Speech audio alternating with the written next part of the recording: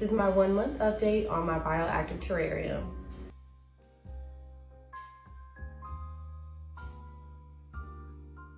I'm excited to share some of the good and bad things that are happening inside of this terrarium, check in on the bugs as well as the plants.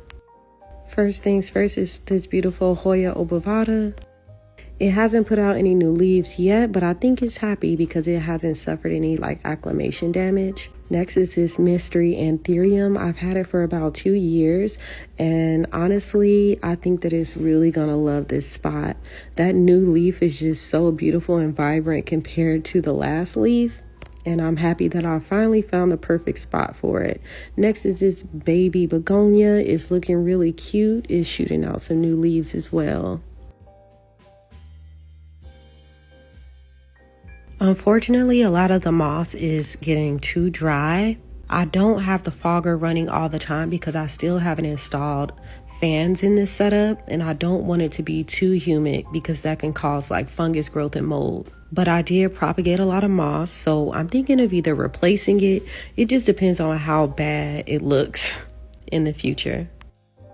Next is another anthurium hybrid. It has a lot of new growth points that are shooting out, and I'm really excited. I put a lot of plants that I've had for about 2 years that have kind of been ignored or suffering. I wanted to highlight them or give them a nice space to really grow. So I'm happy that this is finally shooting out new growth points, and it's finally has a space to be happy. I can't wait to show you guys what it looks like when it's at its fullest potential, because I love these strappy leaves. Next is another big boy begonia. This begonia is so beautiful and it's doing so well. It has so many new leaves sprouting up. It's just such a really aggressive grower. I have her in a lot of my other terrariums, and she's just so beautiful. I love how she changes in color with maturity, just beautiful. I put this string of turtles here because I know they usually do well in terrarium settings for me. I'm not super in love with it, but I don't hate it. So for right now, I'm just gonna leave it right here. I have some Monstera siltepecana propagations right here. They're doing really well. They're shooting out some new leaves, and I'm really happy because this plant could be finicky at times. Next is one of my 2 anthurium veitchii. I love anthurium veitchii. It's one of my favorite anthurium. This one is actually shooting out a new leaf right now, so I'm really excited. I'm thinking of cutting that large leaf that I showed you because this plant is purely for aesthetics for me, and it doesn't make me happy to look at it like this. So I'll definitely update you guys what I decide to do. Here are some Philodendron Rio and Cream Splash propagations. They're doing really well. This is a Philodendron Camposportuanum. She's loving life, crawling, attaching already. She looks really beautiful.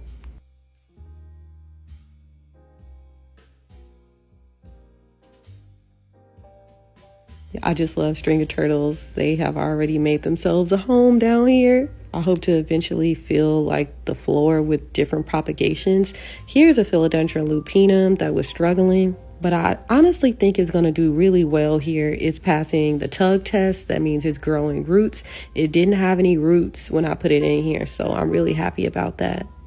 Next is my baby isopods. They are so happy, and I'm really happy that I decided to put more active isopods or isopods with a more active temperament in here. So these are zebra isopods, because I just like looking at them and knowing that they're doing okay. You can also see springtails. They're doing really well. The springtails and isopods work together to clean up decaying matter inside of the terrarium, and they're doing a wonderful job.